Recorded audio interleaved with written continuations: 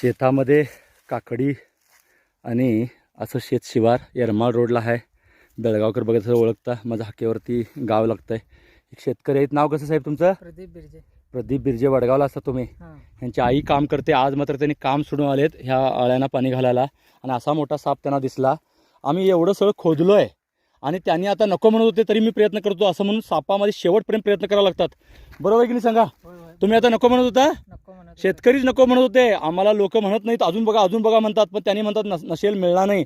पण हा साप त्या टोकाला होता. मी व्हिडिओ सुरू करीपर्यंत आता इथं आला आणि हा सुद्धा घाबरतोय. हे सगळं आम्ही खोदलेलं आहे. भीती असते.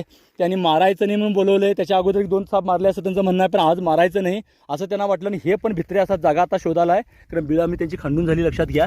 आणि केवढा मोठा नाग आहे बघू शकता.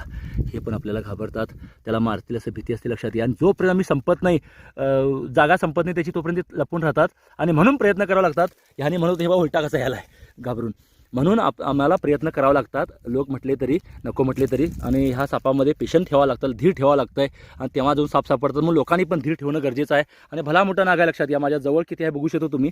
आम्ही काहीतरी केलं तर ते करतात, नाही तर त्यांचा काही आपल्याशी हे नसतं लक्षात घ्या. आपल्यापासून लांब जाण्याचा प्रयत्न करतात. तुम्ही शेतकरी असाल तर नक्की तुम्हाला कळेल.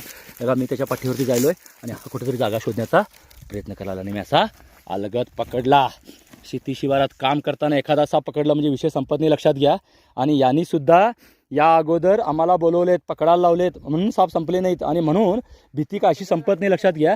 आणि हा जवळपास 5 वर्ष वयाचा साप आहे. भला मोठा थंडगार लागतोय फ्रीजमधला सारखा, कारण तो थंडीमध्ये साप असे असतात आणि आपल्यापासून ते लांब जाण्याचा प्रयत्न करतात. हे मला दाखवण्याचा प्रयत्न करत होता.